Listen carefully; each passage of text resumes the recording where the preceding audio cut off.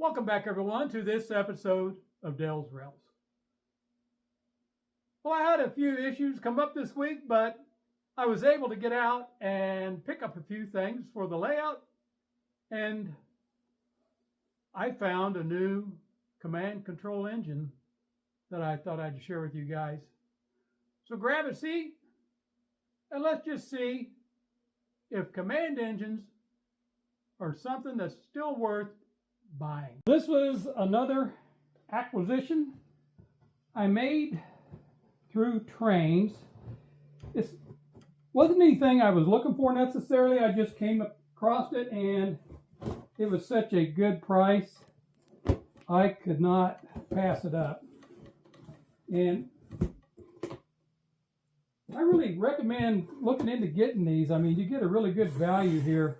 I mean, this is a very nice engine for the money.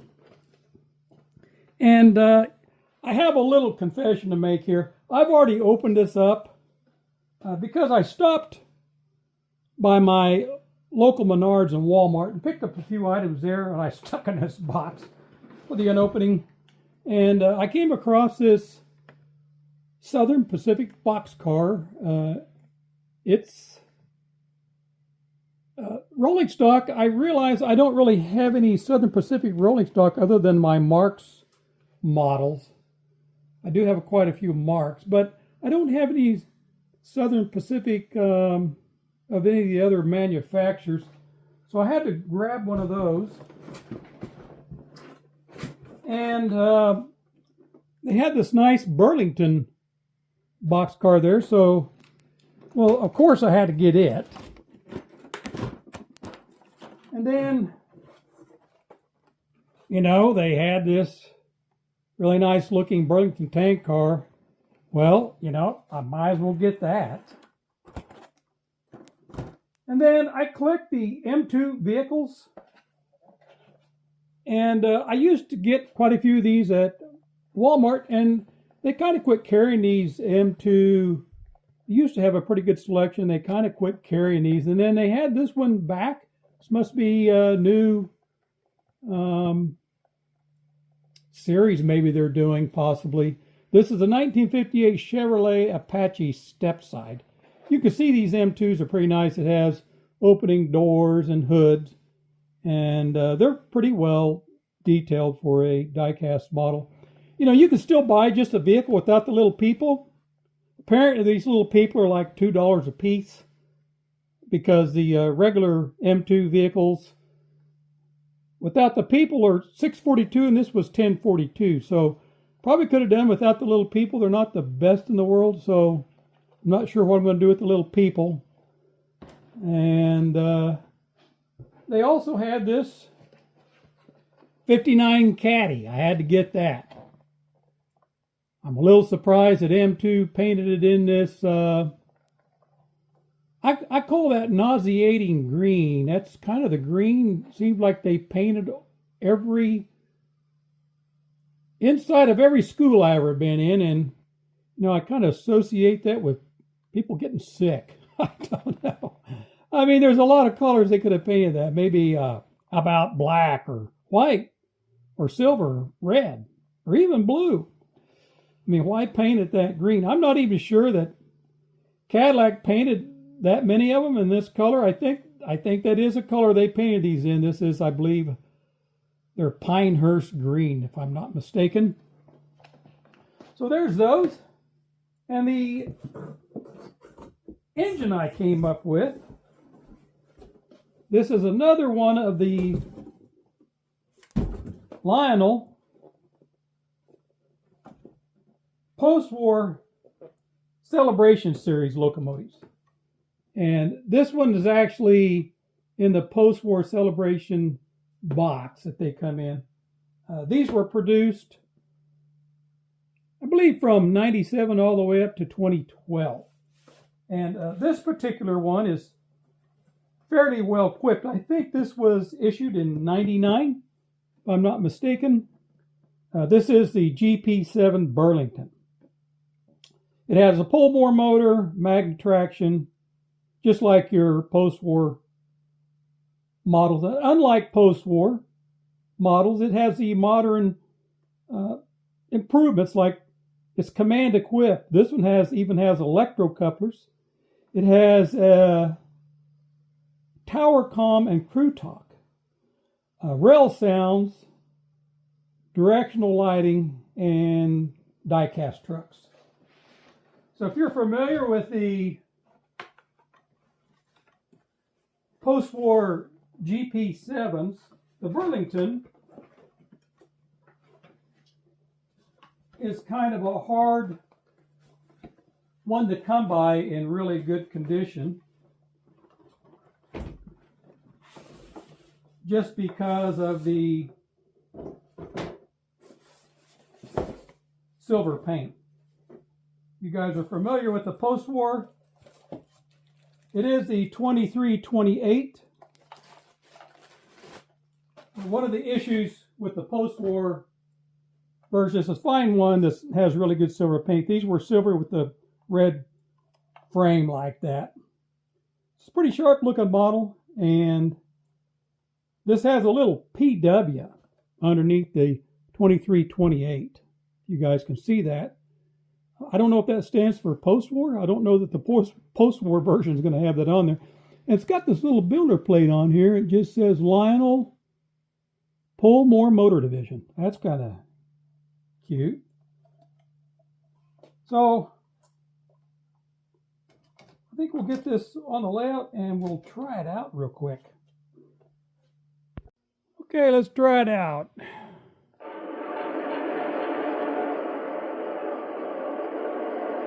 Trying to run. See if we can get it to go the other direction.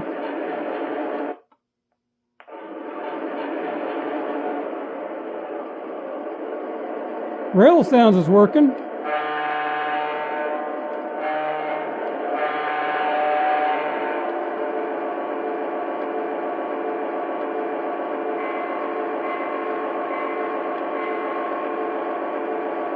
It's not wanting to run.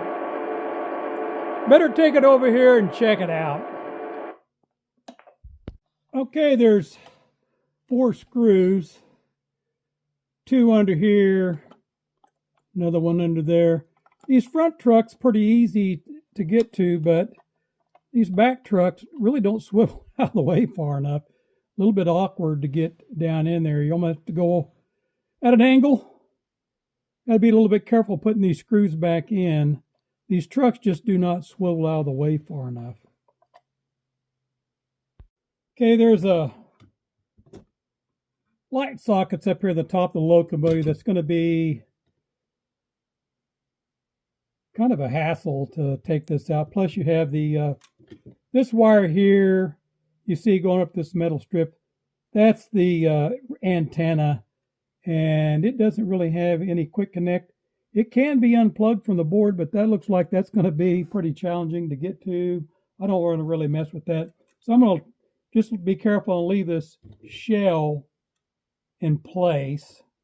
And it's just 1 screw to pull these trucks off from the motor. I'm going to do that real quick here. Check our grease out to see if we got adequate grease. Okay, it's just one screw that holds the truck to the motor. What I like about these are, they got nice die-cast frames, trucks here, pretty well built. This one does have you guys can see that here, get my hand out of the way, the electro coupler, which is kind of nice. Other than the fact you have to have some type of command control to be able to utilize it, which I don't. As you know, I run conventional. And then these are built real similar to the early post-wars, where you've got a 2-piece motor with a worm on it here separate from your truck. So these are a nice, well-built motor.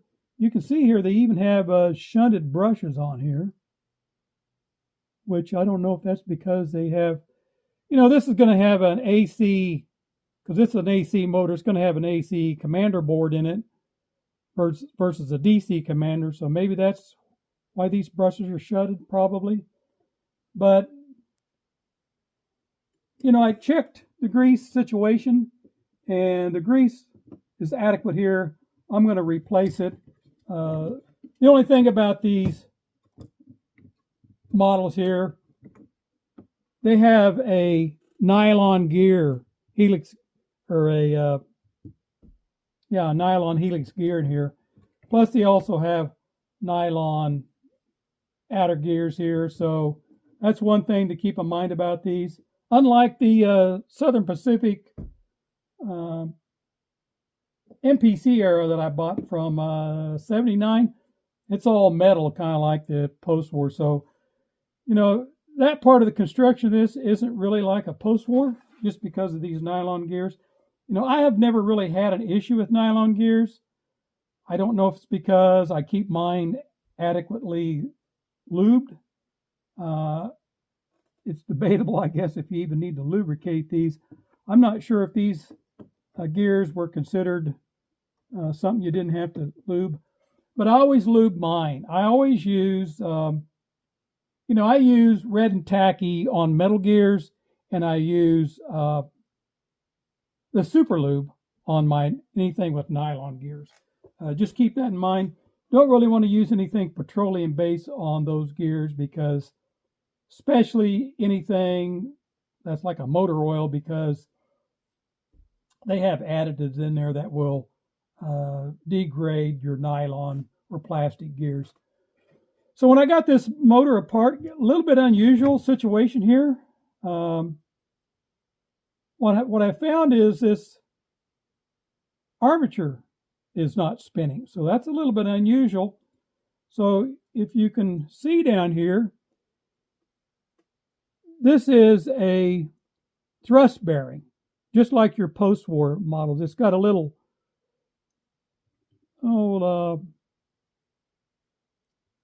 little C-clamp on here, little clip that goes on here, a retainer that holds all this sandwich together. You can pull that clip off. Don't really need to. I just took some oil. You know, I do use regular oil for the metal. This is metal, so you don't have to be concerned. And this should spin freely like that. Well, it wasn't spinning.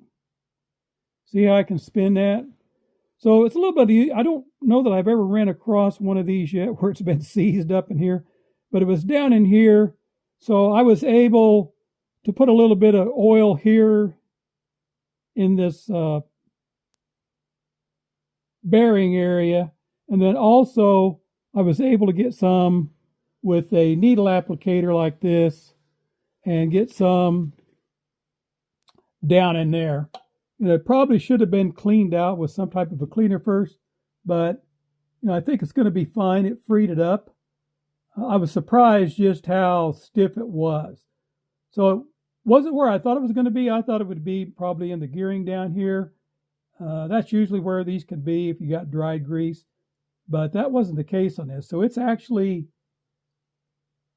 kind of seized up down here in this bearing area, and which is a little bit unusual. I think this is the first model I've ever ran across that's been like that, and I've done quite a few of these. Okay, this motor should, I just take this the worm here and just spin it. That should spin really freely. I'd like to see it spin a little freer than that. Maybe it's just because of the brushes are in contact with the armature. And I'm sure that's what it is. These brushes are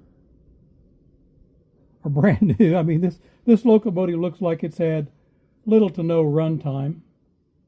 So we got that freed up now. So it was just seized up in here a little bit. I did spray some contact cleaner in there and then lube this, so that should take care of it. So now we can put the motor back in, and one of the things you want to make sure, this is a little ground clip, I guess you might say. It goes in here under the motor. You want to make sure that gets put up back in, and you want to put it with the part that's raised. You face that up so that goes back in, like so, before you reinstall your trucks. These Lionel motors usually go in without too much problems. I mean, I don't usually experience too much problem with these. Just as long as you have everything lined up and just set them up in place. And then I kind of wiggle it around just to make sure it's seated down in. You don't really seem to have to worry too much if the worm's lighting up with the helix gear in there. You just want to make sure that when you go to put this all back together, everything's lined up really good. And the key here is not to cross thread your screw going in. It's a little bit awkward to do, especially on camera, just because you can't hold things where you up close to where you want to see it yourself.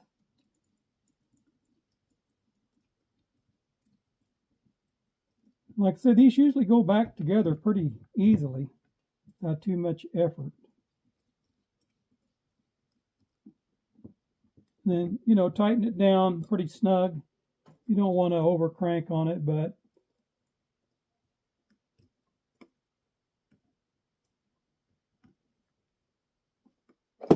and then what I do is I take and spin the armature, and it should spin freely. If we can get this around here without knocking everything off.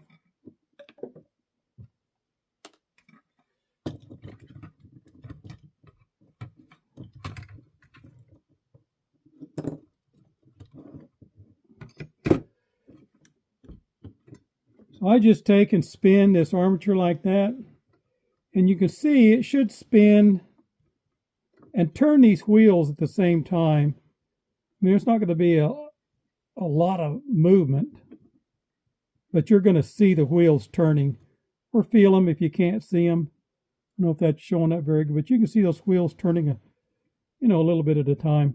And it should be very easy. There shouldn't be any binding. And then you've got your motor and your gears and your truck aligned properly. And then the other thing is to make sure you have all your wires. And since I've got this apart, I'm going to go ahead and put the 9-volt battery. And for some of you guys that are not familiar with your Lionel models, they do give you provisions to put a 9-volt battery in here, but it's not like an MTH.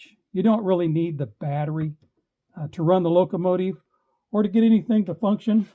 The battery really is just to maintain Railsounds when there's no power to the track, like at switches and things like that, or when you first power the locomotive down, it will go through a shutdown sequence. Don't really need it. If you have some type of control system, you don't need the battery at all, because, well, you're working with live track all the time, because you're controlling the locomotive with a remote. So it's usually going to be under power, because you have power to your track constantly. And that's why you don't really need this battery if you're using your TMCC or your,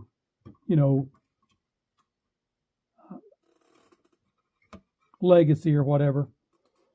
So, but I'm going to put my battery in just because, I had to take it apart anyway. And I like to have these sounds be continue, especially if you're cycling between forward and neutral and reverse. Otherwise, your sounds are going to cut in and out when you do that. And this will maintain your sounds so that doesn't happen. But you really don't need the battery, to run and get everything to function on the locomotive. They usually give you a little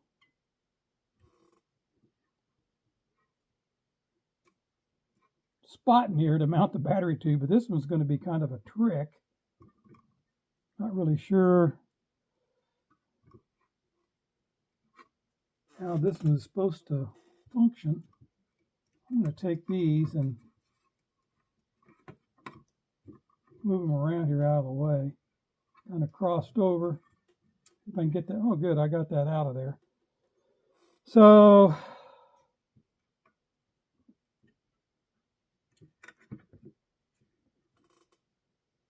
looks to me like this needs to really lay down in there.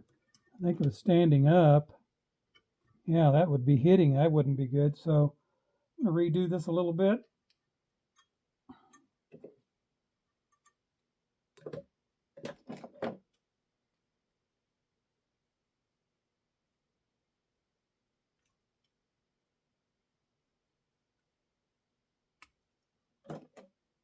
It's hard to get those out of there.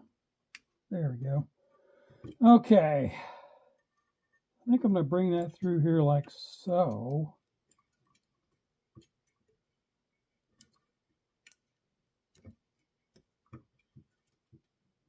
And plug it back in.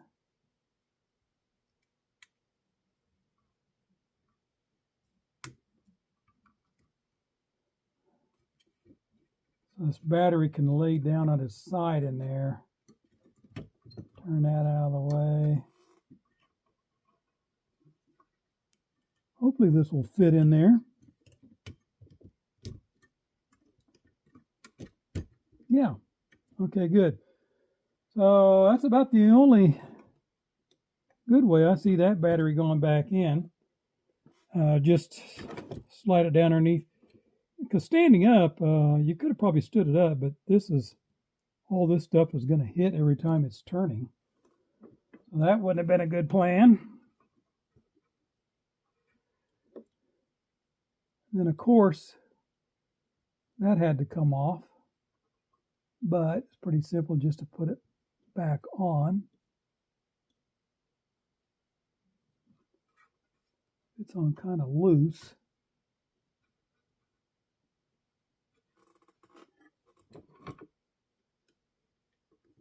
Got a wire down there. I want that to be up on top.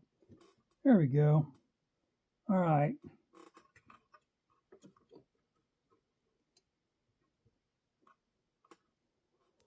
All right. Tuck that in there. Put the shell back on. Take it over the layout and see if we have any improvements. Well, I thought I'd take advantage of this situation and accompany our Burlington here with these other Lionel GP locomotives. And you can see here I've got my Burlington tank car consistent, also with the new Burlington box car, and the only Burlington rolling stock I had, which led to the motivation for getting this restored, was this trailer on flat car. It was something I've had for 4 or 5 years, and it's been missing the roof and this front landing gear on this trailer here. And so it motivated me to whip this out real quick. It was pretty simple to do, just out of some more scrap styrene I had. And since I didn't have any matching green paint, I painted the roof black. Now, I suppose I could have left it white because everything is really green and white on here. But, I kind of like the look of the green and black Burlington colors like that with the white lettering. And I don't know, what do you guys think? Should I try to come up with some green paint that matches this, or just go ahead and paint this black? I don't believe I would be devaluing this any by painting this one black. And I would have my own personalized custom Burlington flat car. That's the advantage to doing your own scratch building. And our 3 locomotives here in view, the Burlington, the New York Central, and the Milwaukee Road here, these were all produced during Lionel's LLC era, which really is this era, the modern era, which began in 1995. Lionel came out with their post-war Celebration series and their conventional classic series. From 1997 to 2012. The post-war Celebration series were exact reproductions of the classic post-war era models, only with modern TMCC and Railsounds, while as the conventional classic series, not to be confused with the post-war Celebration series, were just simply exact reproductions of the classic post-war era models. These were produced in many of the most iconic post-war models from that era. I thought this was also a good time to showcase the different sound sets that each of these GPs came with. I was surprised that Lionel gave each of these GPs their own unique sound sets. The New York Central GP9 is not from the post-war Celebration series, but I was surprised that it is one of the earlier models with TMCC and Railsounds, as it is from '96. The Milwaukee Road is a reproduction from 1997 of the post-war 2338 Milwaukee Road, but I'm not sure if it's considered one of the post-war Celebration series, although it was stated as such in the description. It came in a standard orange and blue Lionel box like we typically see here. It just came in a regular box, so I don't know if all the post-war Celebration series are like the Burlington, where it actually states that on the box or not. And both the New York Central and the Milwaukee Road do not have the tower comm or crew talk or electro couplers like the Burlington model does. The number 2328 Burlington from 1999 is not only equipped with TMCC and Railsound, but also tower comm, crew talk, and electrocouplers. And all of them have directional lighting.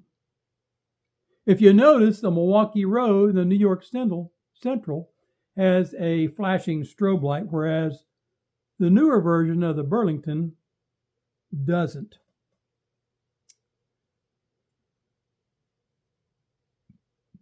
So, since these are equipped with TMCC, I'm not able to use the crew talk or tower comm or the electric couplers, but all other features such as conventional running or the rail sounds of the engine itself, such as horn, engine, and bell sounds, are capable with a standard conventional transformer with horn and bell function. You know, my post-war ZW here, it does have a whistle button, and I use the sound activation button to activate the bell. So it can be done with your post-war. Now, it is a little bit frustrating that I can't use some of the features because of conventional only capabilities. And I'm starting to get enough command engines now. I've actually been thinking of acquiring either command or legacy control. Who said that?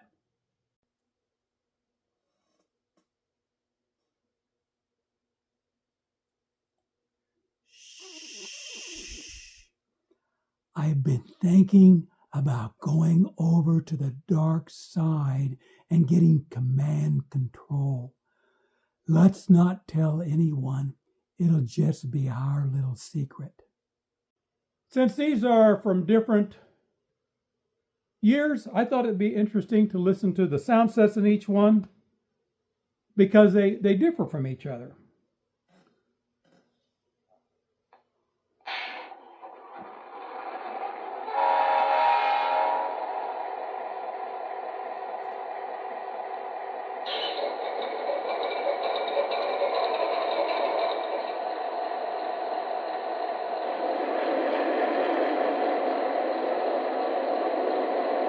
Okay, our New York Central,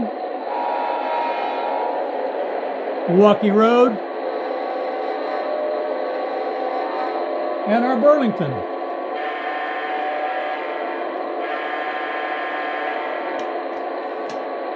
Okay, guys, they're on the 9-volt battery. It's going to take a while for them to shut down.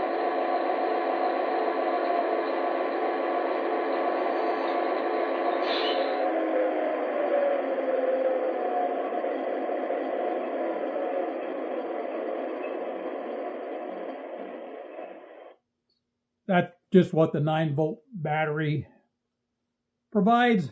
It takes a while for them to shut down.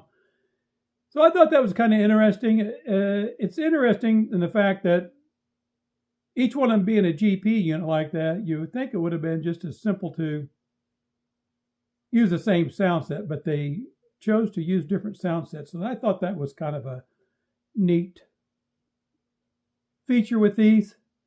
And what we'll be running here is these models here from Lionel with the TMCC and Railsounds. And then the blue and yellow freight set here of the Santa Fe, that's a Williams model.